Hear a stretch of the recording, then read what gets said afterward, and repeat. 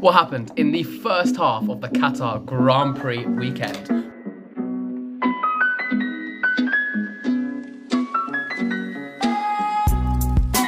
Right, well, the weekend started with an absolute banger from Division 4. And we'll talk about it right now. Who was on pole? Nothing but, once again, a Williams. It was the other Williams of Melvin this time, who managed to put it on pole. Both the races, we've had a blue car at the front. That is absolutely excellent for the team. 2 points straight away secured. But as the race began, it was the McLarens who lit up those tyres and got to the lead. They were running 1-2 briefly, with some really good teamwork, blocking off the Williams down that long straight. But as it was Charlie's tyres who really heated up, he got the pace, got the speed, got back through, helped his teammate get through, and it was a Williams 1-2 running for the majority of that race. However, we went into pit stops, and it was Red Bull who got it on the nose. They started, in the second stint, Pistol Pisa, who was running in 5th during this McLaren-Williams battle up at the front. He was on the mediums for the second stint, cut past both McLarens and one of the Williams, and was running in P2. He finished P2 for the team, starting off with a fantastic podium. That's another podium for him this season. He's got podium in both races. That's absolutely excellent. The McLarens, it just kind of went downhill. So Liam was running in 3rd. He managed to finish with another podium. Very solid job, although he has now lost the championship lead to Charlie. But further down, lap 26 was the lap that Blake ended up spinning, losing the rear at the exit of, I think it was turn 14. And he dropped down from 4th, I think, to 7th, which is and he was also struggling with track limits as well. It's obviously not a particularly friendly track, Qatar. You're playing with the limits all the time, and those penalties really cost the team some points. So through went Melvin, who we noticed he went up to P4. Good points for Williams until the final lap, and it's so upsetting to see because he wasn't even the only Williams who ran out of fuel this weekend, but he was the first. Melvin ran out of fuel on the final lap, dropped from 4th to 7th on track, and that's just a lot of points gone for Williams that really could have done well. But on a positive note, looking up the front, there's a second podium for Pistol Pizza, and it's a first win for Williams, and Charlie won the Qatar Grand Prix. What a race. What do you think? Exciting start to finish. Div 4 with once again a straight up banger. Yeah, it's been, obviously it's been Qatar. Fuel is a big talking point. Track limits are a big talking point. Pit stops are a big talking point. If even going down the field though, a couple of drivers making their way through from quite far down. You've got Worley coming in from 11th all the way up to 7th, jumping Melvin with a post-race penalty to go down to P8 after post-race stewards. Lucky Daki, the Spaniard, she goes from 18th up to 5th. Incredible cut through the job in a very tricky to overtake track. There's no over exaggerating the impressiveness of that feat. There's to go through from 18th to 5th is impressive on any track, let alone a track like Qatar. I mean, the fight at the front between teammates, we saw the McLarens working well together. It's always exciting when you see two teammates defending off one car, or maybe even two teammates defending off two other teammates. It opens up the door for new lines and new possibilities, because when you're defending one car but trying to also help out the other car besides one track, you can end up making like a wall of McLaren, for example, or a wall of Red Bull, or a wall of Haas, as we've seen in other divisions. It's been really exciting. It's always been exciting as well to see Williams getting big points. I mean, they're in a very close fight with Alfa Romeo right now in the midfield, and just action from start to finish. A couple of cars running out of fuel as well, as you mentioned. Melvin being probably the biggest one.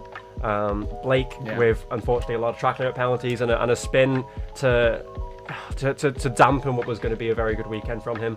Fantastic start. There's so much talking points from start to finish. There's big numbers besides small numbers everywhere when you look at the results in terms of the finishing order and the grid, starting positions. Just so much to talk about.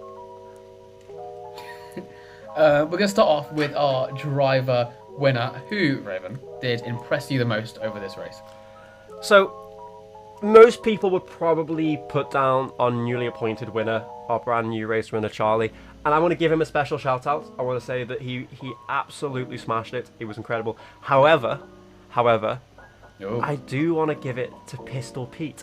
And the reason being is that Charlie had his teammate with him there most of the race. Started P3, got fastest lap as well. Pistol Pete, I think, was a bit more understated. I think he was slightly more surprising that both these races now he's been up there at the front. I think this is his second podium now, I believe. Yeah. So I mean, he's just had an incredible start to the season.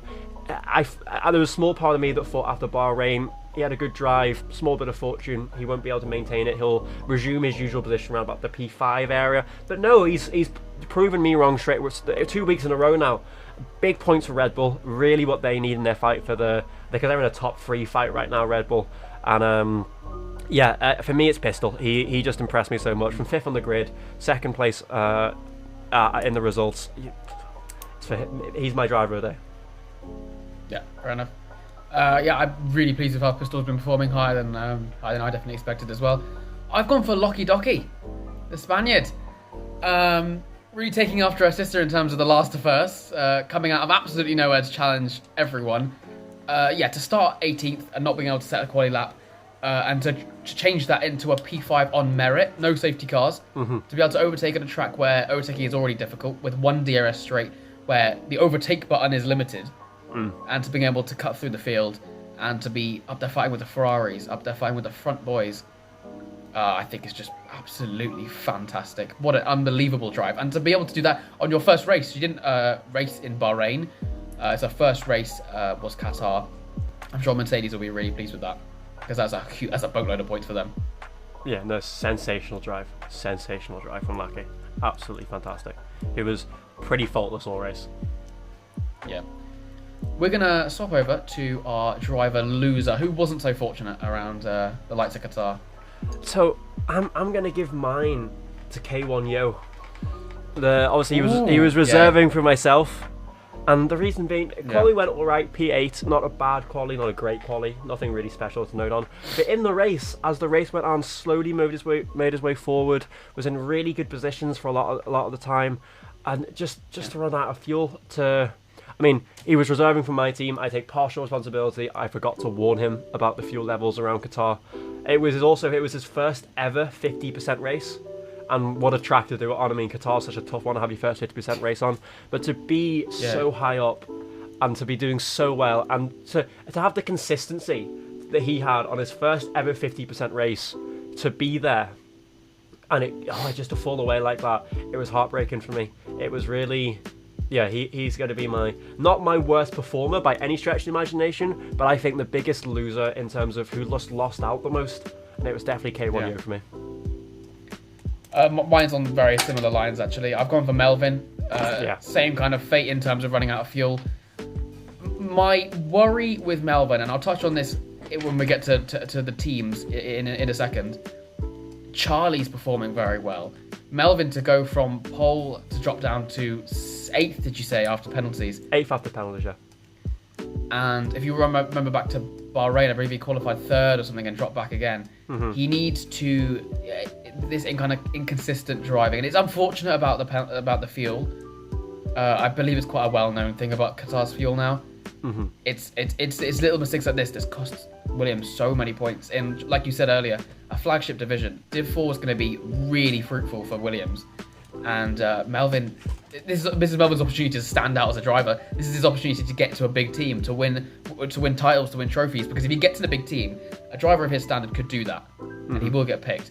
But these little mistakes are going to be costing him. So it's just a lot of points for himself as well, for his drivers' championship lost as well. So yeah, you're always compared directly to your teammate.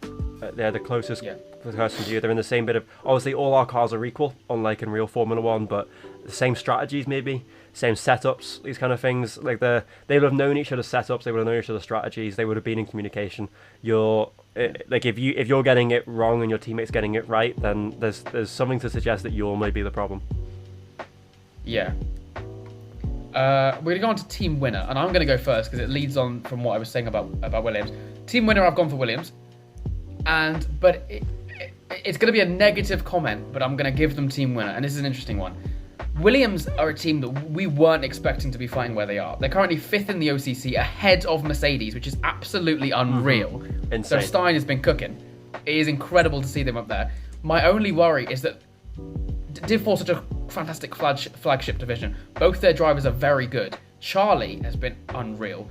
And if Williams can't pull something out to convince him to stay and not go for it, because if he finds loyalty and really finds a drive in XRS, he's going to get drawn to a big team. McLaren, Ferrari, Tauri, they'll have their arms open looking for a driver of his caliber. If Williams can't pull something to convince him to stay, if the other divisions aren't matching to what he's able to do, and Williams aren't improving with him, you could say, they might lose him, you know. But I'm willing to say that unbelievable drive by both the Williams. It's fantastic to see them at the front, but it may be a little bit worrying for Stein long term to see where his drivers stay. Is what I'd say.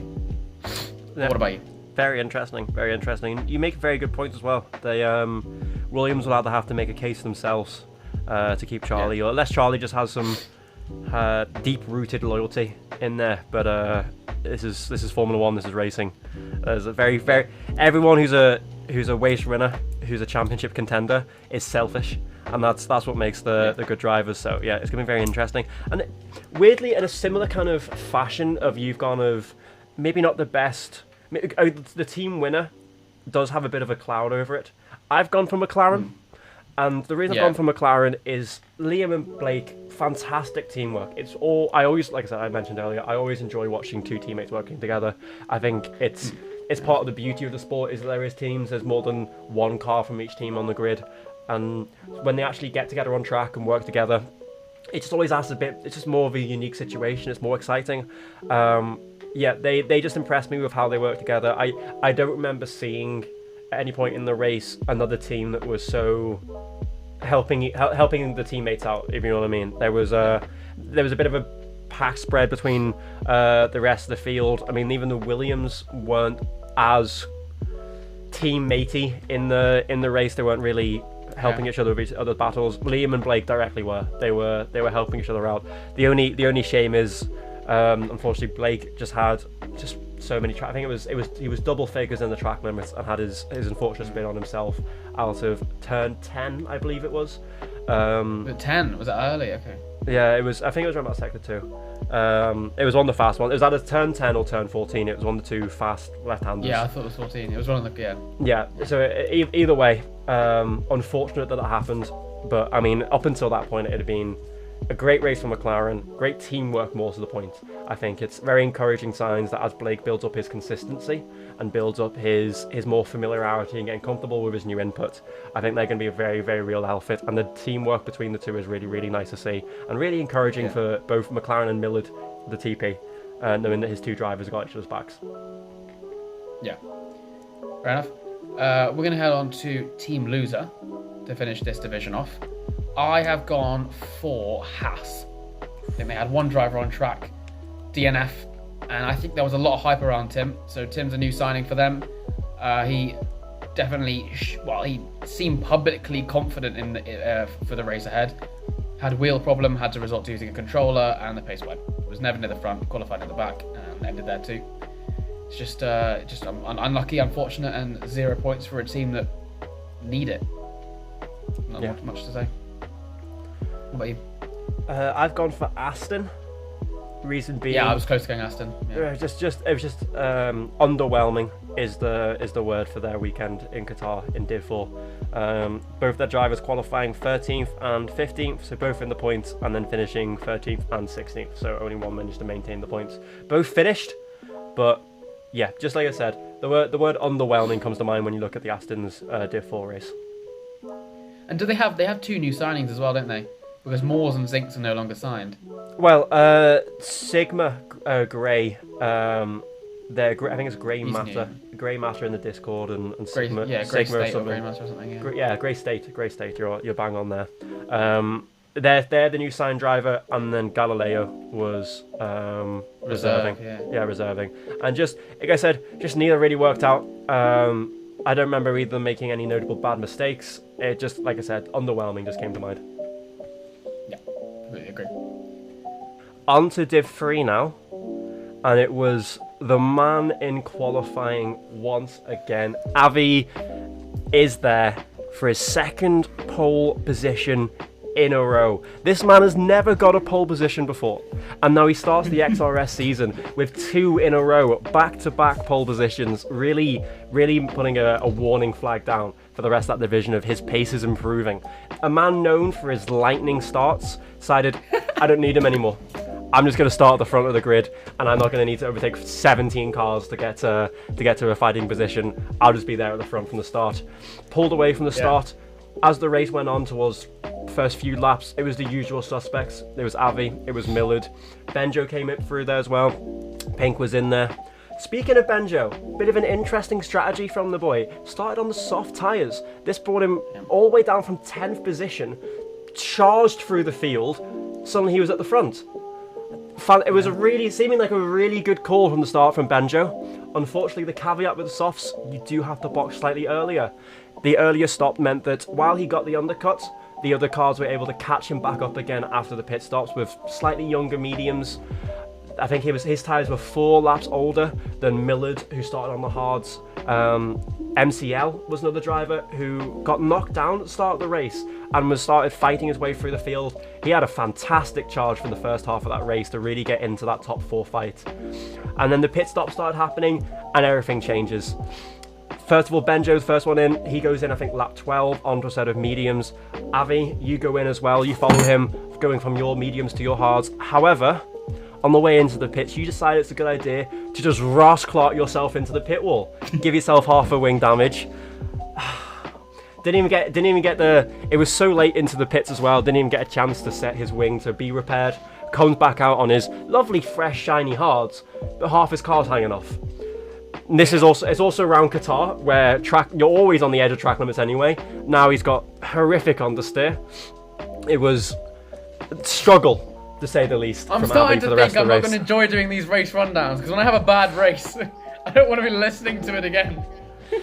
Okay. Unfortunately, you have to, because you did it solely to yourself. If you had been in an incident that maybe wasn't your fault, I'd be sitting here giving you all the credit in the world. You couldn't avoid it. There was no excuse for this one. Too eager into the pit. With too eager due to frustration of the start. You had a great start, and then a few mistakes here and there, a few little errors. Just maybe got the wrong decisions on when to attack, when to defend. It just kind of fell down the order a bit. A few bits of unluckiness as well, but yeah, it was a very amateurish mistake from a seasoned now league racer, and disappointing to see. Not the man I signed, to say the least. Let's talk about the rest of the race. How good I did. But we'll talk about the rest of the race. I mean, with the wing damage, the problem you caused yourself. Fantastic performance. You did really well to hold off the drivers you did. Matt behind you for a long, long time. There was a very interesting battle between you two with ERF management and DRS management, DRS games.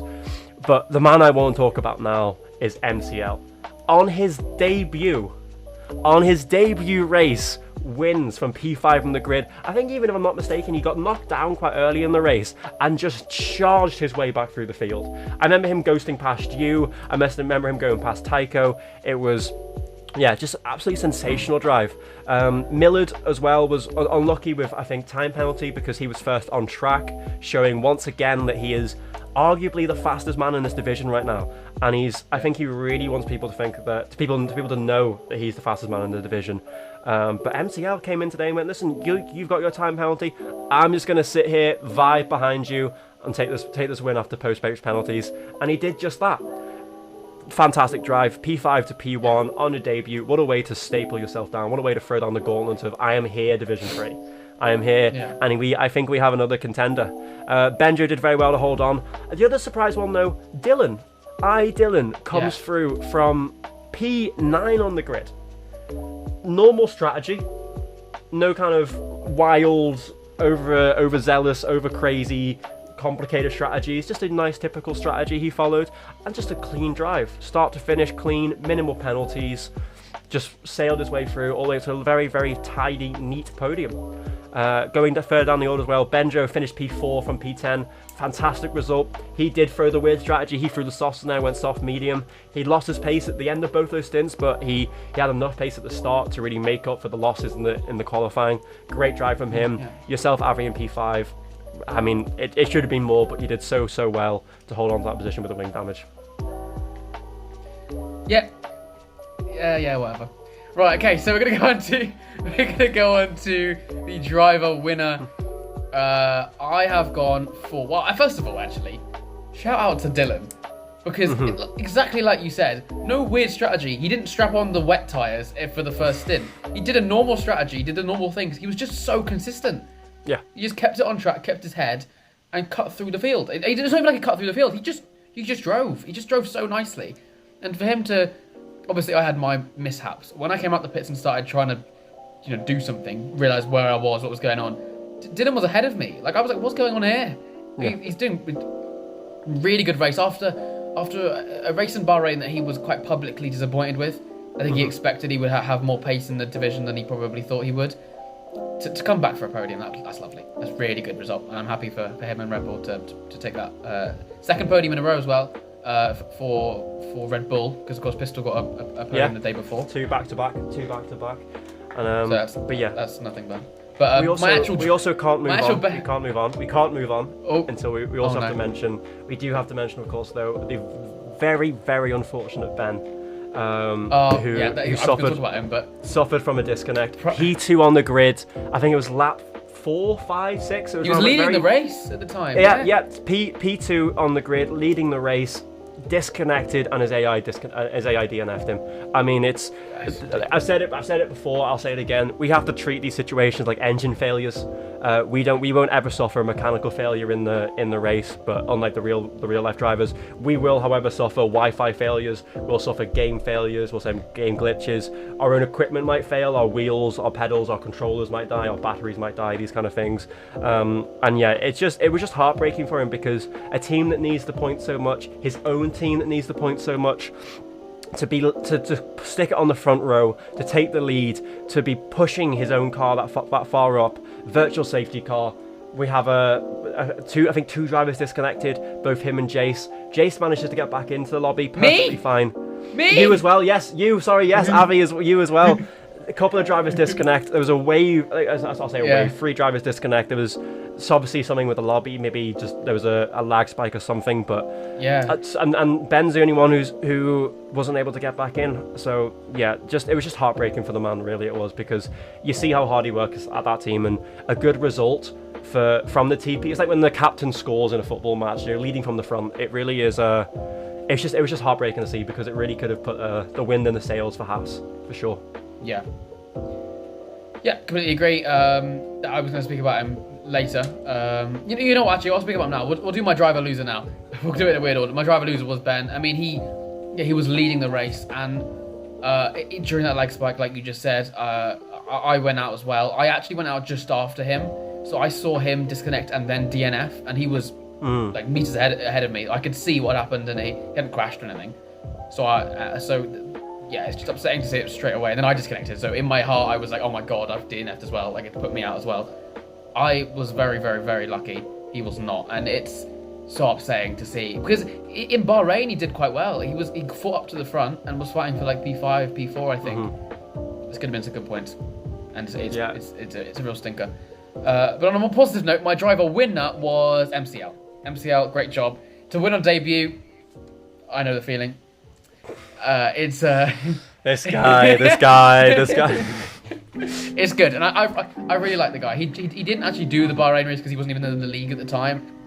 I know him from EXA, another league, and he's come across lovely guy, really genuine, and I'm so happy that he's managed to win this. It's well, I mean, for a competitive side of things, it's unfortunate that I've now got another challenger. And in the shape of a Mercedes now, but yeah, very happy for him to win a race with B5. Excellent job. Who is your winner and loser? Because I've done loser. So yeah, I remember just as you were saying about how Ben disconnected in front of you. I remember the mid-race therapy session of you panicking that you'd been DNF as well, and just having to calm me down. Like, no, you're okay. Okay. But yeah, no, my winner's MCL as well, 100%. He's a driver who I've known for a while as well through EXA, and I just echo everything you said. Lovely fella, really genuine guy, really nice guy, hardworking in EXA as well.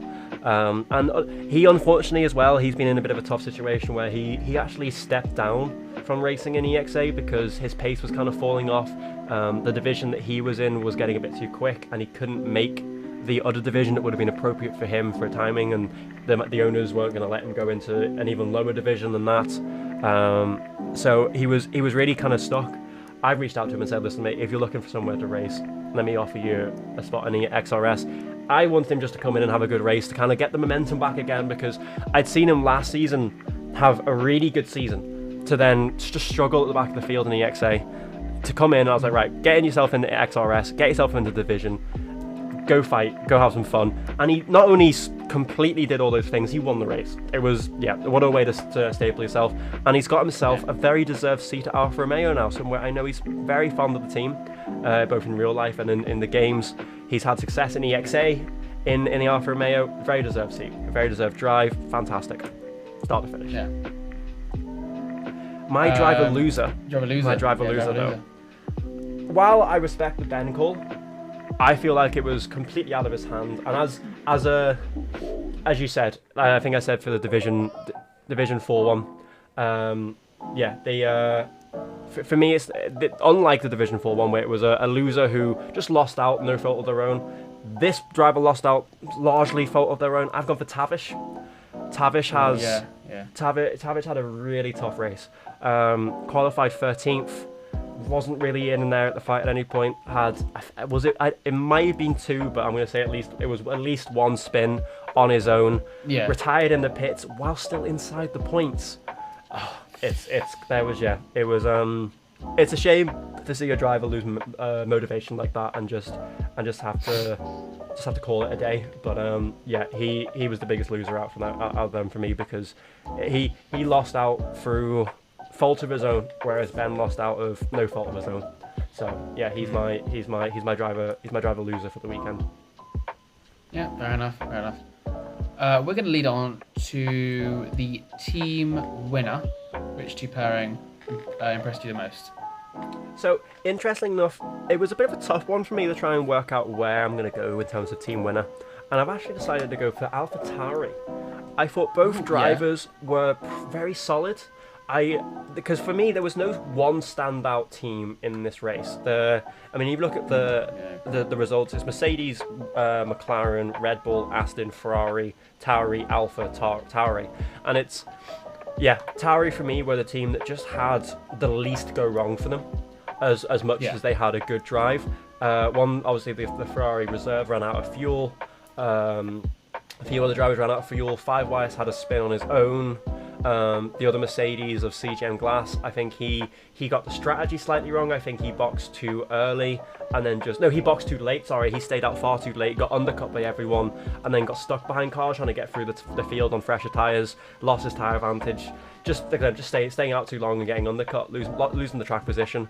The other Aston was of Kind, the team principal. He was I don't know if it's his fault or not, but caught up in a lap 1 incident, lost his front wing.